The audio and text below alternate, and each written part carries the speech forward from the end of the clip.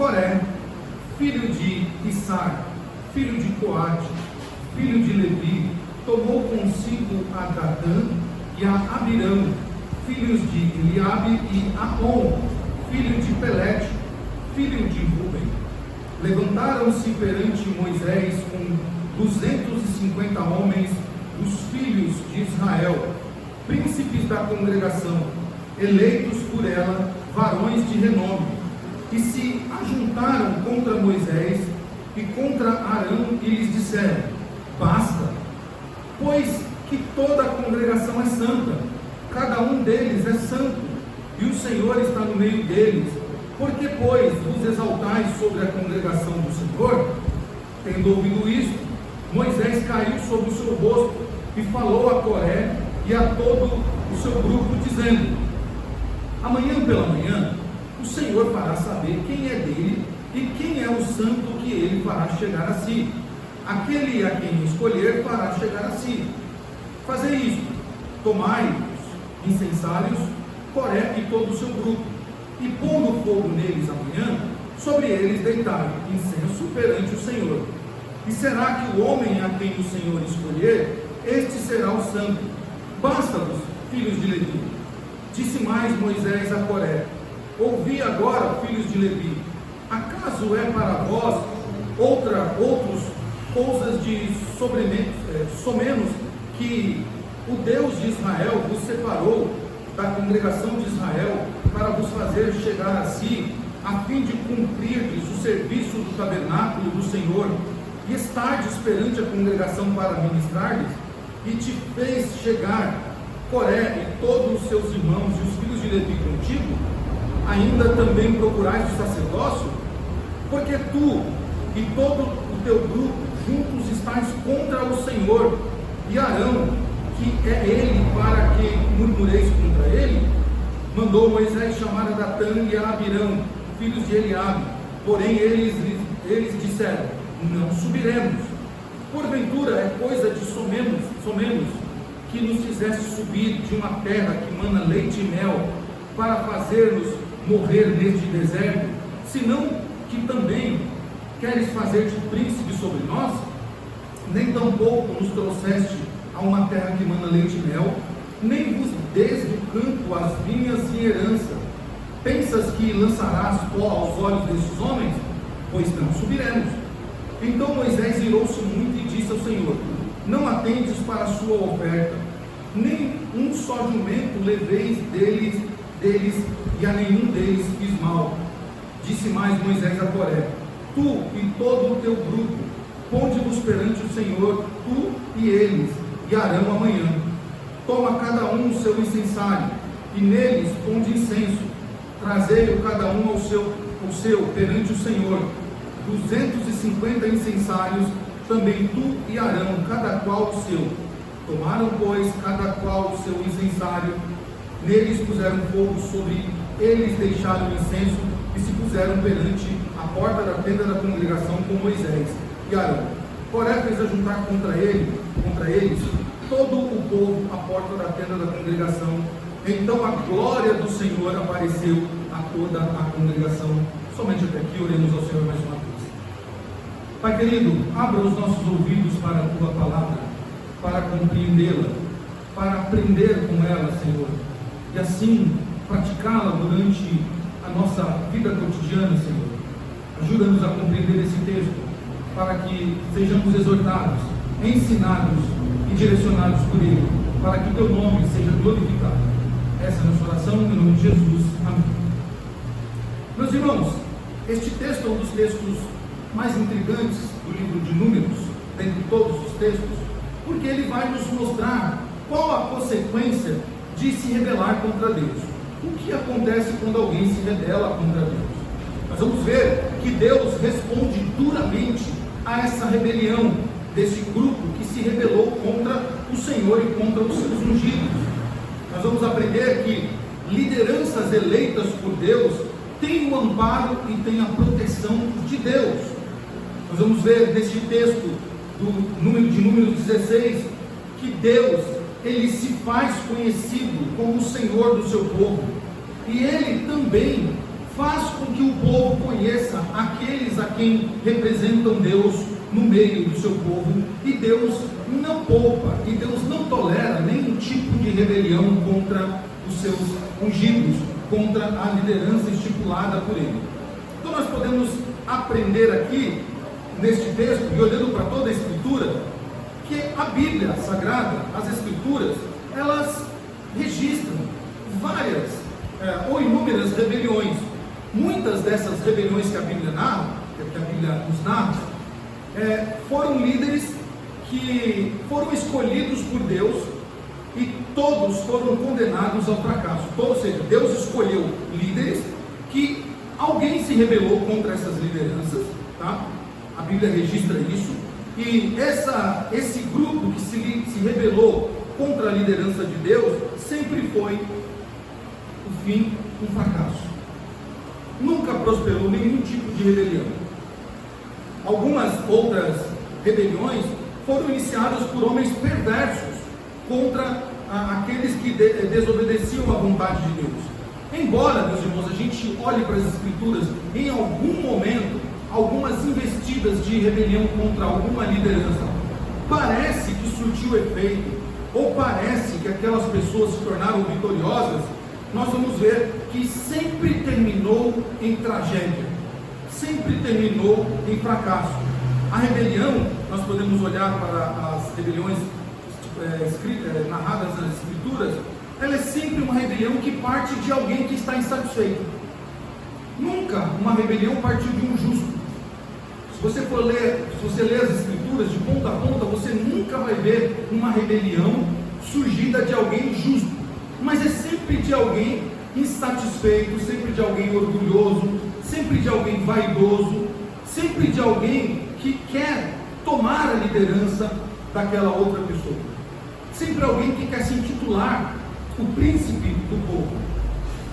Então nós vemos que, olhando para agora o nosso texto, nós não temos como calcular quanto tempo foi que levou da volta dos espias. Irmãos, lembram que os espias foram até a divisa lá para espiar a terra, para ver a terra, e após aquele evento, então nós temos esse evento. Nós não sabemos aqui quanto tempo demorou, para que este povo, ou esse grupo, se rebelasse contra o Senhor. Provavelmente está ali entre os 38 anos que aquele povo, dos 40 que ele passou, provavelmente ali entre 38 e 40, entre o 38º e 40º ano, esse povo, esse grupo se rebelou contra o Senhor, no deserto de Cádiz. Entretanto, essa história, ela relaciona-se explicitamente com a lei anterior, que já é estipulada por eles. Esse grupo, eles tinham uma preeminência no povo, eles não eram um grupo qualquer, eles tinham uma responsabilidade entre o povo de Deus, eles não eram anônimos. Moisés chega a dizer isso no texto que nós lemos. Eles tinham funções estabelecidas, mas eles não estavam satisfeitos, não estavam contentes com o que tinham. Então por isso nós vemos dos versos 1 a 11 que a rebelião ela causa insatisfação e inquietação quanto às lideranças.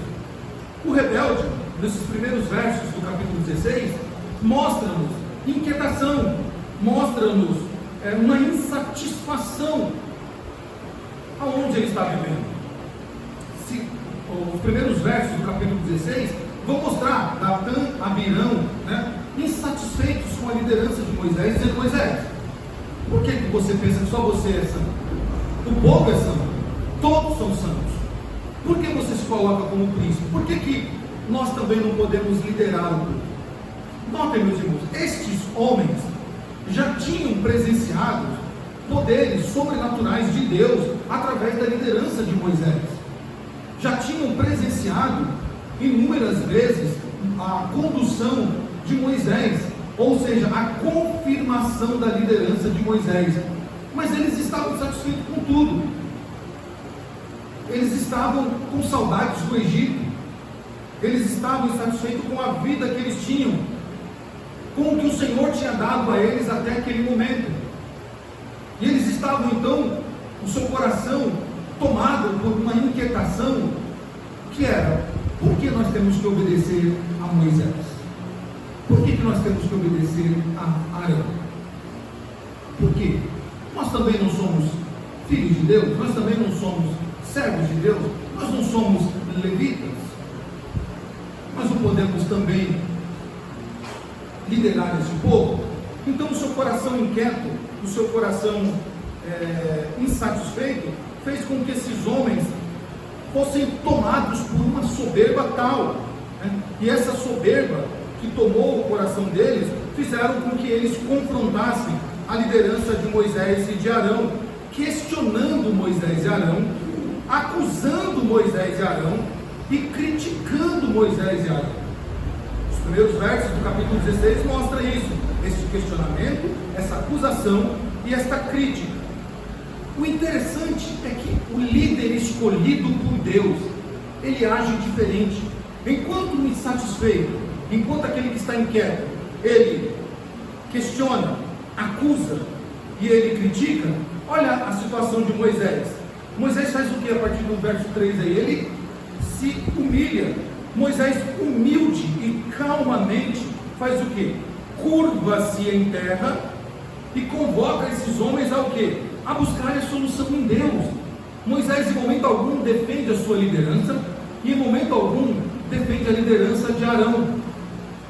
Moisés poderia dizer: olha, baixem a bola de vocês, porque quando eu estava na casa do meu sogro Jetro, que eu saí do Egito, e aliás, diga-se o Egito, eu fui ensinado pela filha de Faraó, eu cresci na corte, na realeza, eu falo mais idiomas do que vocês, eu tenho mais conhecimento das terras vizinhas do que vocês, eu sou um estadista. E lá na casa de Jetro, quando eu estava lá, o Senhor apareceu para mim. Qual de vocês o Senhor apareceu? Vocês tiveram alguma experiência com Deus? O Senhor apareceu numa sarça para vocês? Vocês colocaram a mão de vocês dentro do peito e saiu leprosa? Depois vocês colocaram a mão de novo e saiu com pele de criança? Não, né? Então, aconteceu isso comigo. E o próprio Deus foi se escolheu Arão, quando eu não queria falar a vocês, porque eu não queria falar a vocês. O próprio Deus dizendo assim: Arão vai liderar. Moisés poderia estar carteirado, como a gente usa aí no popular. Mas o que Moisés faz? Se humilha.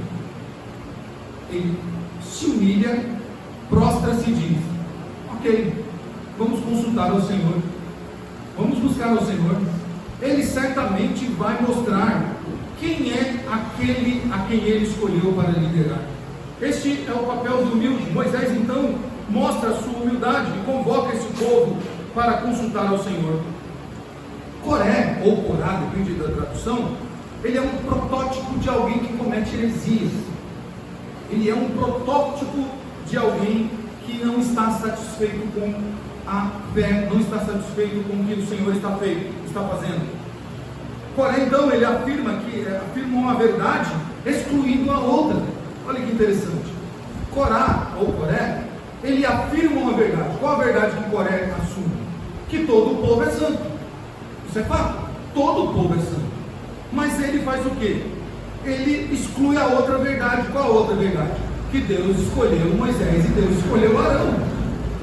Uma verdade não pode excluir a outra. O povo é santo, sim, ok, mas também Deus escolheu Moisés e Arão. Então ele comete a sua heresia, e o herege é assim. O herege, ele vem sempre sutil, dizendo coisas que são verdades, mas excluindo outras verdades elementares, principalmente para atacar a liderança da igreja, principalmente para minar as lideranças escolhidas por Deus. Então o Corá, ele faz isso, ele faz essa sutileza na sua frase, né? E os eventos que nós vamos ver subsequentes a esta fala dele demonstram de maneira tão temível o perigo inerente à vocação da nação santa, daqueles que Deus escolheu. Então, se nós olharmos aí os primeiros versos da frase de Corá, ele diz isso, né? E falou, versículo 5: e falou Corá todo o seu grupo, dizendo: amanhã de manhã o Senhor fará saber quem é dele e quem é santo, que ele fará a chegar a si, a quem escolher. Moisés disse para Corá, mas anteriormente, lá em cima, no versículo anterior, né, no versículo 2 em diante, diz assim: levantaram-se perante Moisés com 250 homens, os filhos de Israel, príncipes da congregação eleitos por ela, varões de renome. Então, notem, não eram qualquer pessoas, eram pessoas que a congregação escolheu, e eram pessoas de renome, não eram qualquer tipo de gente. E se juntaram contra Moisés e contra Arão e disseram: basta, porque toda a congregação é santa e cada um deles é santo. O Senhor está no meio deles, porque pois os exaltais sobre a congregação do Senhor. E aí então Moisés, no versículo 5, fala a Corá, dizendo a eles: então, ok, já que você está somente falando meia verdade, você não está dizendo a verdade toda, então nos apresentemos amanhã diante do Senhor, e certamente Deus responderá quem é dele e quem não é. Alguns estudiosos dizem que há muita pesquisa sobre o porquê de fato esses homens se rebelam contra a liderança. Há alguns estudiosos que entendem que essa rebelião causada por Coré, Datã e Abirão tem questionamentos eclesiásticos e cíveis, tá? Há questionamentos eclesiásticos e cíveis.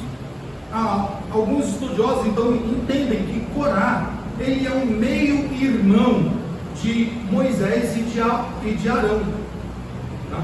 Eles entendem que há na linhagem de Moisés essa possibilidade de Corá ser meio-irmão. Então o que Corá está fazendo? Requerindo o seu direito ao trono. Nós falamos pela manhã um pouquinho sobre isso, né? De como o violento ele quer tomar a liderança a todo custo, e não importa se ele vai aplicar uma violência tamanha, ele quer aquele trono, ele quer sentar, ele quer usufruir daquilo que ele acha que é direito dele, e não importa se para isso ele tem que eliminar uma série de pessoas. Então alguns entendem que o Corá está dizendo assim: ok, por que só você e Arão? Por que não eu que sou seu irmão? E ele então faz o que? Ele persuade os seus irmãos levitas, tá, a se juntarem com ele nessa busca sacerdotal. Notem, eles eram levitas, mas não estavam contentes sendo levitas. Eles queriam um posto a mais. Eles queriam o sacerdócio. Eles queriam a liderança do povo. Isso vemos no versículo 9 e 10.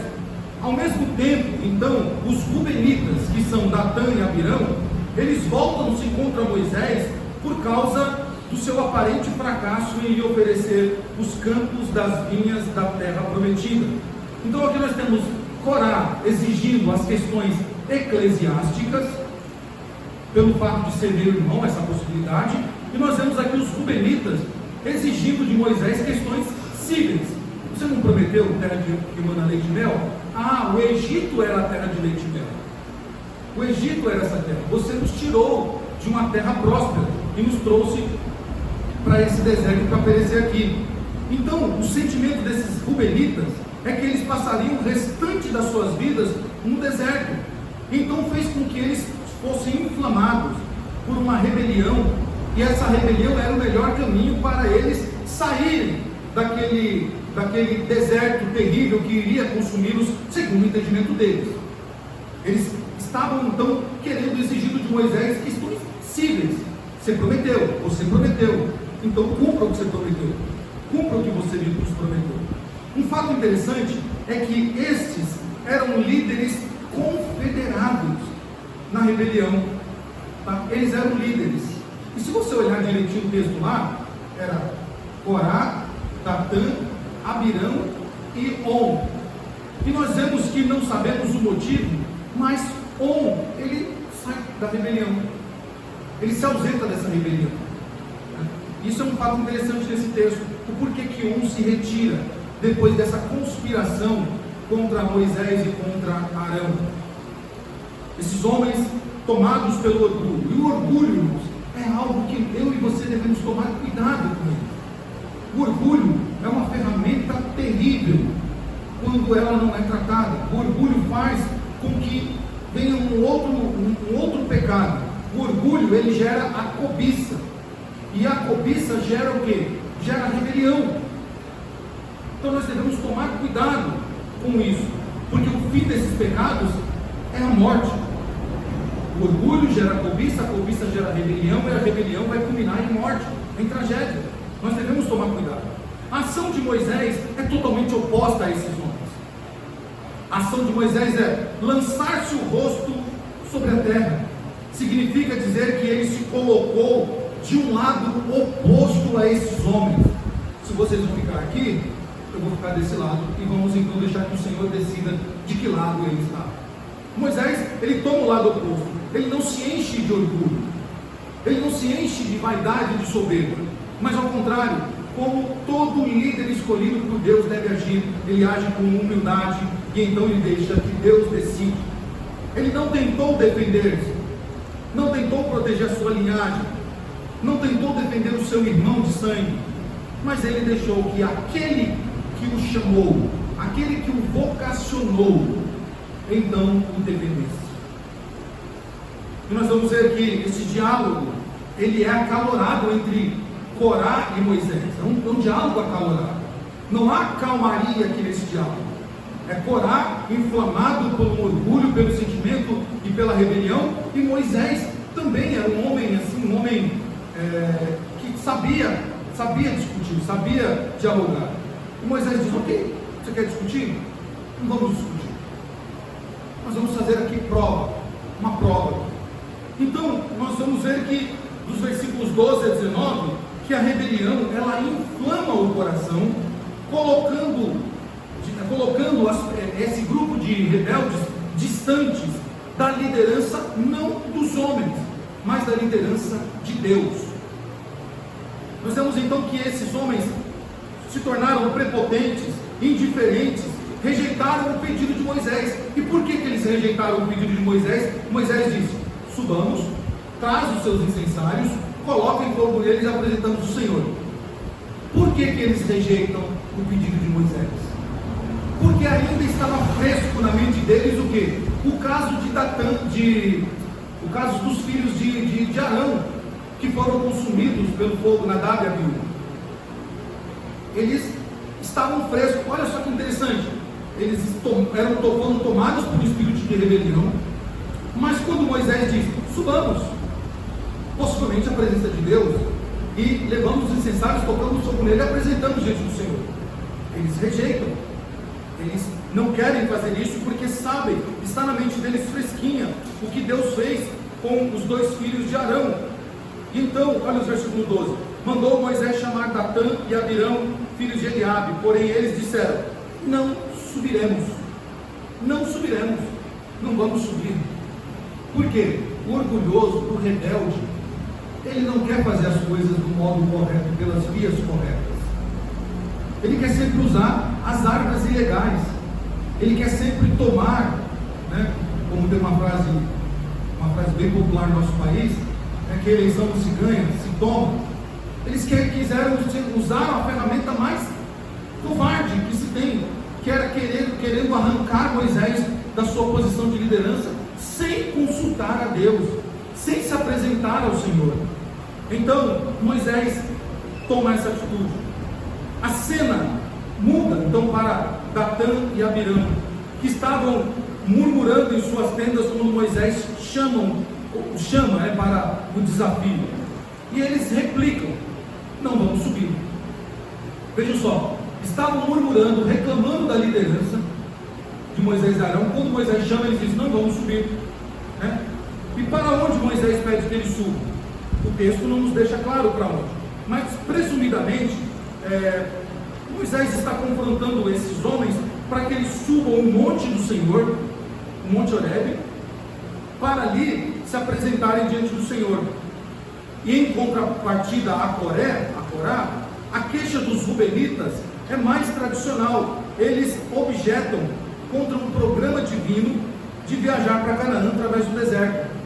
Então esses rubenitas, a queixa deles não é contra a liderança, embora eles se rebelem contra a liderança, mas eles querem o quê? O seu direito civil. Eles estão questionando ali.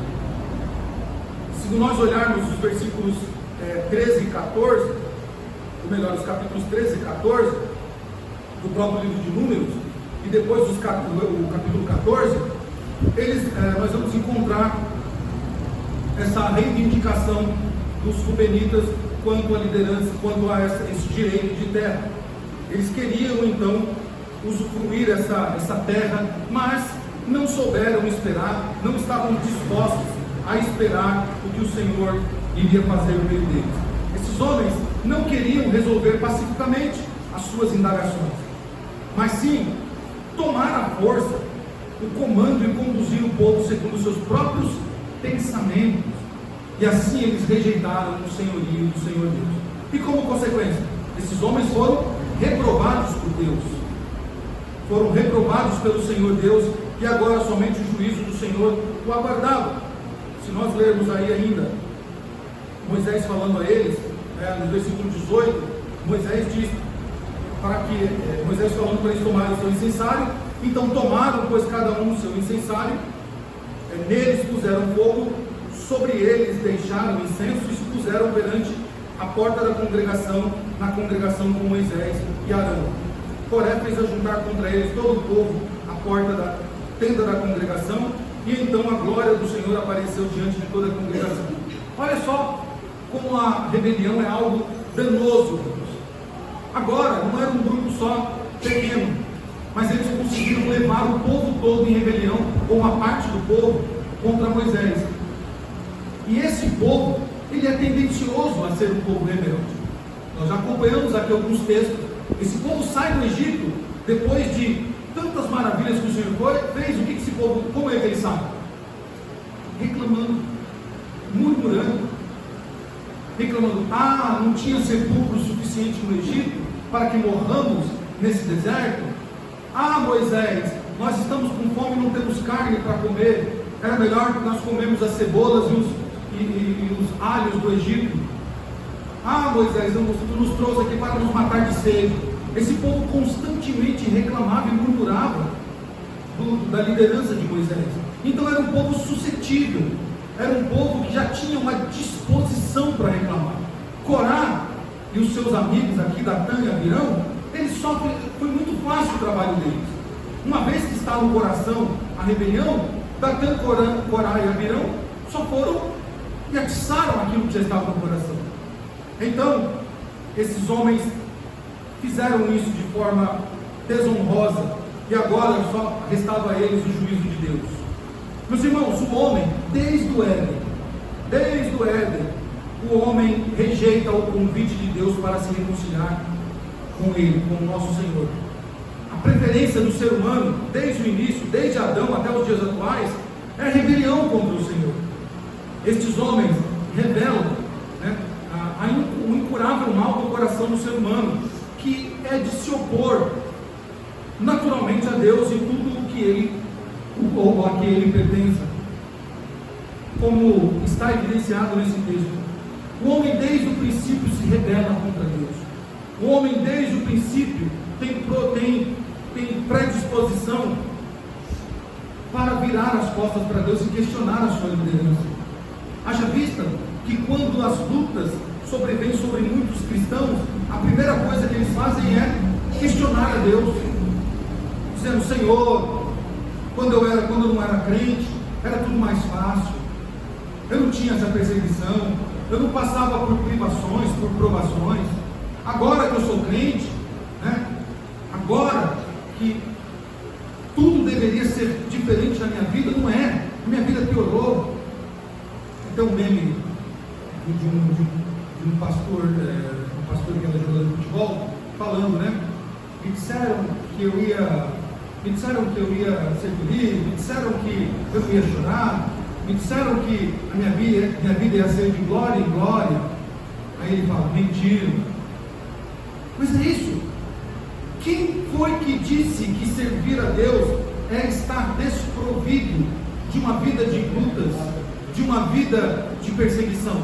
Quem foi que disse que como cristãos nós não passaremos por provações e por privações?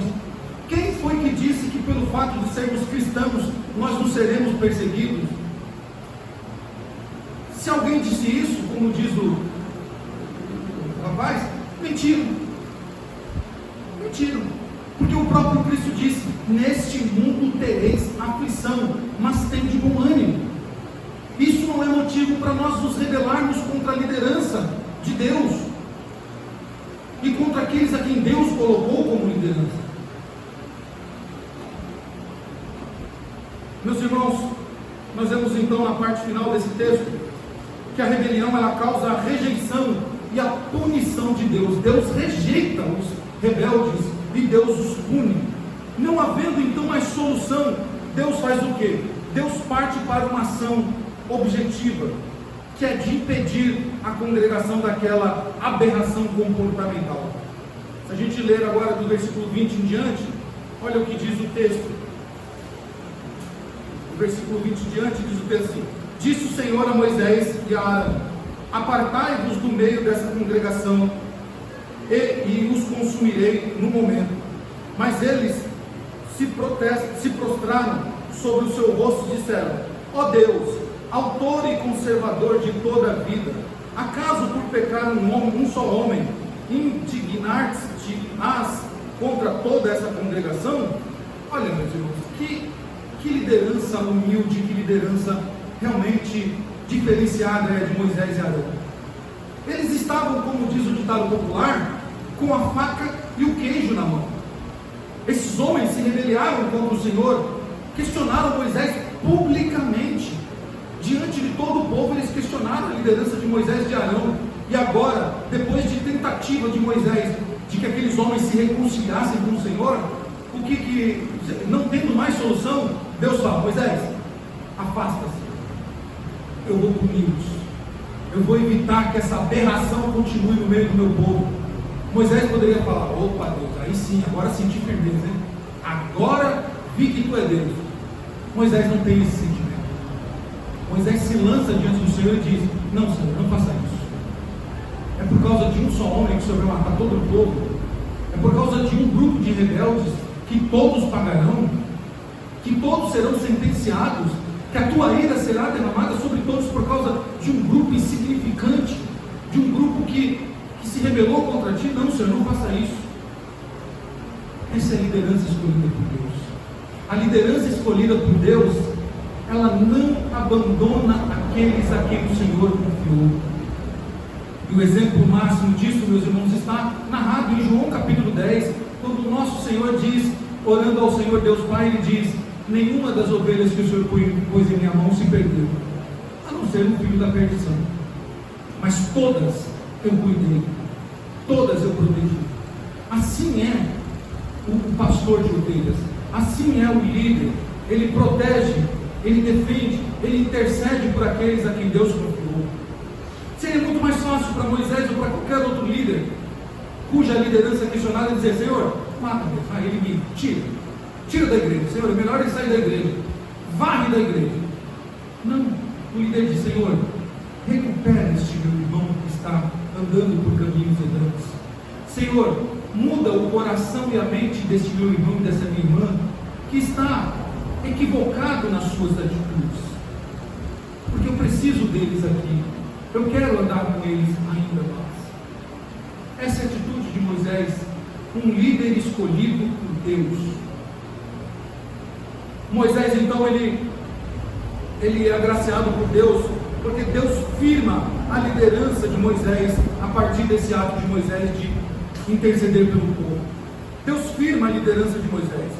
O Senhor, como forma de firmar a liderança sacerdotal de Arão e de Moisés, e fazer com que todas essas contendas se cessem, Deus determina que cada cabeça da casa de seus pais deveriam trazer uma vara até a tenda da congregação. E a vara do homem que florescesse, então ficaria nítido, ficaria notório para todo o povo: é isso que Deus escolheu. E assim se fez. E o fato relevante é que Deus não suportou os que murmuraram contra Moisés e contra Arão. E Deus os puniu após este ato simbólico e claro de que a vara que florescesse seria então aquele a quem Deus escolheu. E assim se fez.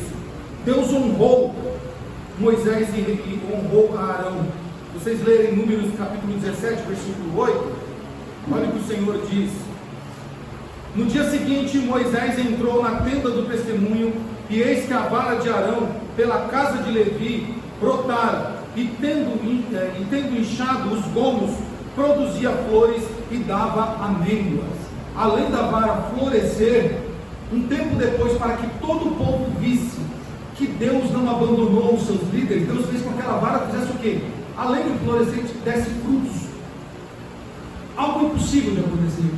Era Deus dizendo para todo o povo: eu sou com Arão, eu sou com Moisés, eles são os líderes que eu escolhi. Deus honra então esses homens.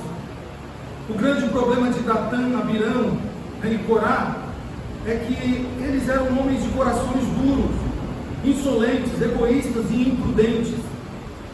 E eles criaram uma rebelião e agora serão punidos pela sua rebelião.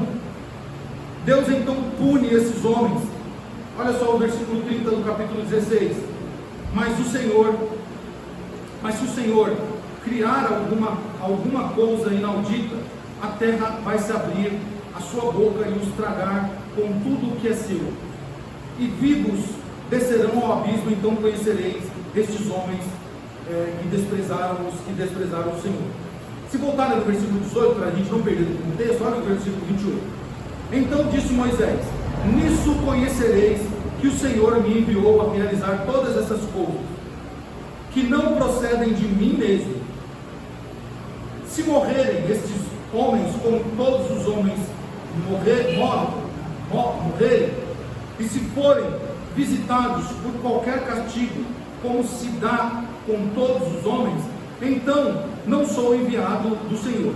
Mas se o Senhor criar alguma coisa inaudita, e a terra abrir a sua boca, e os tragar com tudo que é seu, e vivos descerem ao abismo, então conhecereis que estes homens desprezavam o Senhor. Moisés lançou um desafio aqui, diante de todo o povo, dizendo: se o Senhor criar algo novo, esse algo novo aqui, irmãos, era algo que eles não tinham visto ainda, e possivelmente esses homens, esse povo, não tinha ainda presenciado nenhum terremoto, nenhuma terra se abrindo. Eles presenciaram o mar se abrindo, presenciaram milagres sobrenaturais, mas terra se abrindo não. E então o Senhor fez uma coisa nova no meio deles. E esse termo no hebraico é esse: é criar algo que não existia ainda. E aqui alguns dizem que foi um terremoto, ok, mas pode até ser um terremoto, pode até ter sido uma causa natural, mas com a fala de Moisés somada ao acontecimento, nós só podemos acreditar que foi algo sobrenatural. Algo sobrenatural, algo novo que Deus fez ali. E Deus então, meus irmãos, fez a terra se abrir. E a terra se abriu e consumiu todos aqueles rebeldes. Versículo 31 diz isso. E aconteceu que, acabando ele de falar estas palavras, a terra de baixo se fendeu, e abriu a sua boca e tragou todos com as suas casas, como também todos os homens que pertenciam a Corá e todos os seus bens. Deus deu tempo para aqueles homens se arrependerem. Deus deu tempo para eles se consertarem. Eles rejeitaram o Senhor, rejeitaram o perdão do Senhor. E então Deus não se viu em outra atitude senão os consumir, senão mostrar para eles que todo rebelde tem um fim trágico. A rebelião, meus irmãos, é condenada pelo Senhor desde o princípio, porque o próprio Satanás, ele causou rebelião naquilo que nós chamamos de Éden mineral. Isaías 14 e Ezequiel 27 narram a rebelião deste anjo de luz que estava diante de Deus, e ele no seu coração se orgulhou dizendo: subirei até os montes, até o alto, e colocarei meu trono ao lado de Deus. Satanás é a representação da rebelião. Satanás, ele é o causador de toda espécie de rebelião. Todo aquele que se rebela, ele se torna um Satanás, um diabo, porque a palavra Satanás e diabo aponta para aquele que é um adversário, o inimigo de Deus. Todo rebelde é um diabo. Todo rebelde, ele age exatamente igual a Satanás, se opondo a Deus e às coisas criadas por Deus. Devemos ter cuidado, porque o fim, assim como de Satanás, que um dia será engolido pelo abismo, para lá ficar por toda a eternidade, assim são os rebeldes, que são tragados pelo Senhor, para que eles não contaminem o rebanho do Senhor. Meus irmãos, concluindo, a rebelião é traçada na Bíblia, é igualada como um pecado de feitiçaria. As Escrituras colocam a rebelião como um pecado de feitiçaria. Deus condenou a feitiçaria no meio do povo de Israel. Em alguns casos era para expulsar e até mesmo exterminar o feiticeiro. Pois bem, Deus equivale a rebelião como um pecado de feitiçaria. Porque todo rebelde, ele acha que ele sabe mais do que Deus. Todo rebelde, ele se coloca numa posição de Deus. Ele diz: Deus não escolheu sempre a liderança, eu é que sei. O Salmo 2 nos mostra isso que nós lemos. O Salmo 2 expressa qual é o sentimento de Deus diante do rebelde. O Salmo 2 chega a dizer que Deus ri, que Deus tira sarro daqueles que se rebelam contra ele e contra o seu ungido. Diz a palavra do Senhor: por quem se enfurece os gentios, e os povos imaginam coisas vãs, os reis da terra se levantam, e os príncipes conspiram contra o Senhor e contra o seu ungido, dizendo: rompamos os seus laços e sacudamos de nós as suas algemas. Aí é o sentimento de Deus. Ri-se aquele que habita nos céus, o Senhor zomba deles. Meus irmãos, o Senhor zomba de todos os rebeldes, de todos aqueles que se levantam contra a liderança do Senhor. O Senhor zomba deles, porque eles estão dizendo: Deus, o Senhor escolheu mal um pastor, o Senhor escolheu mal um evangelista, o Senhor escolheu mal um conselho de uma igreja, o Senhor escolheu mal um missionário, o Senhor escolheu mal um diácono, o Senhor escolheu mal um conselho de ensino para cuidar da educação cristã. Eu é que sei escolher. Deus dá risada, Deus ri desse tipo de atitude. Deus dá risada, Deus caçoa, como diz lá na roça, caçoa desse tipo de atitude. Porque o Senhor disse no texto que nós lemos na liturgia em Êxodo 4, quando Moisés diz ao Senhor: Senhor, não sei falar. O Senhor disse para Moisés: Moisés, quem deu a boca para o mundo falar? Quem deu os olhos para o cego enxergar? Quem deu ouvidos para que o surdo escute? Deus está dizendo para Moisés: eu sou o Senhor Todo-Poderoso, que sei o que estou fazendo. Se eu estou pedindo que é você que vá à frente, é você que vai à frente, porque sou eu que estou te escolhendo. E eu vou escolher agora o teu irmão também. O teu irmão está vindo ao teu encontro, sai dele, vai te alegrar e conta a ele tudo que eu estou dizendo, porque ele vai te representar. Mas quem vai me representar é você. O que Moisés deve dizer diante disso? Dizer: Deus, não, o Senhor, Moisés até tentou, né? Não, Senhor, eu sou um homem que não tenho muita habilidade no falar, minha língua é pesada, eu não tenho muita habilidade no falar. Deus está dizendo: não, Moisés, eu te escolhi, vá, sou eu que estou te escolhendo. Meus irmãos, como nós podemos aplicar esse texto em nossa vida? Primeiro, confiando em Deus e confiando nas escolhas de Deus. O que Deus escolheu não cabe a nós questionar, cabe a nós aceitarmos, cabe a nós entendermos que o que Deus colocou é suficiente.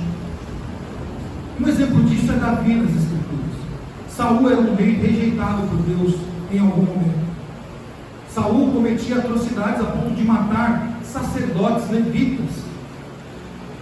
Aquilo ficou registrado na história de Israel até os dias de hoje, desse ato insano de Saul. Mas quando Davi teve a oportunidade de estender as suas mãos sobre Saul, Davi diz: longe de mim tocar no ungido do Senhor.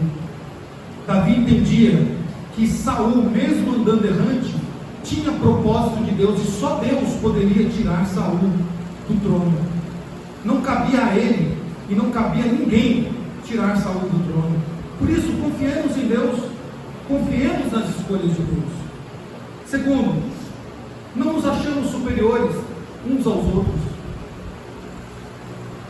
Corá até fala uma verdade: todos somos santos, todos somos escolhidos por Deus, mas isso não faz de nós superiores uns aos outros, a ponto de a gente dizer: eu faço melhor do que ela, eu faço melhor do que ele, eu sei fazer melhor. Não.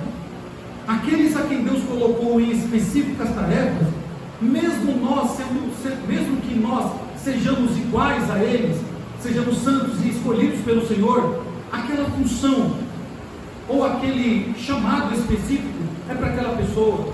Isso não faz com que não dá direito de nos acharmos superiores a eles. Sejamos humildes. Nós não somos mais inteligentes do que Deus, e nós não sabemos planos melhores, ou melhor, deixa eu corrigir, nós não temos planos melhores do que os planos de Deus. Sejamos submissos às autoridades escolhidas por Deus, meus irmãos. Nós podemos perguntar, podemos dar opiniões às lideranças estipuladas por Deus, mas isso deve ser feito de forma sincera e de forma respeitosa, no tempo certo, sem nos rebeliar. Não há problema quando nós questionamos, ou quando nós opinamos, ou quando nós perguntamos de forma educada, de forma pacífica, procurando o bem comum de todo o povo. Toda a nossa atitude, como diz Salomão em Provérbios 25, deve ser feita sem rebelião. Paulo diz em Romanos 13 que nós devemos ser submissos às autoridades, aquelas que foram constituídas por Deus. E por fim, meus irmãos, Cristo Jesus é o nosso exemplo de submissão. Ele, em toda a sua vida, foi obediente. Em momento algum, Cristo Jesus questionou o senhorio de Deus, questionou as ações de Deus através daqueles a quem tinha suas responsabilidades. Mesmo Anás e Caifás, sendo quem eram os homens mais desprezíveis do Novo Testamento, mesmo assim Jesus não questionou, ou Jesus não se rebeliou contra a função que Anás e Caifás faziam. Jesus esteve diante de Pilatos, e qual foi a resposta de Jesus? Você tem autoridade, eu te respeito porque a tua autoridade foi constituída por Deus, porque se não fosse constituída pelo meu Pai, você não seria essa autoridade que você é. Jesus, ele confiou no governo do Pai, ele não discordou em momento algum, ainda que ele sabia que aquilo que Deus tinha traçado através daquelas lideranças iriam culminar na morte de Cristo, na morte dele. Ele foi obediente até o fim, ensinando-nos que há bênçãos para aqueles que são obedientes ao senhorio do Senhor. Aí você pode estar questionando, mas do Senhor, não de homens. Toda rebelião contra qualquer liderança estipulada por Deus é uma rebelião contra Deus, não é contra a pessoa. Corá, Datã e Abirão, quando se rebelaram contra Moisés, não era contra Moisés que eles estavam se rebelando, mas contra o Senhor. Portanto, meus irmãos, Cristo nos ensina que obedecer os desígnios de Deus através das lideranças constituídas trará bênçãos a nós, porque o texto bíblico diz que por causa da obediência Jesus recebeu um nome acima de todos os nomes que foi dado a ele, a qual todo joelho se dobrará e toda língua confessará que Jesus Cristo é o Senhor, para a glória de Deus Pai. Oremos a Deus.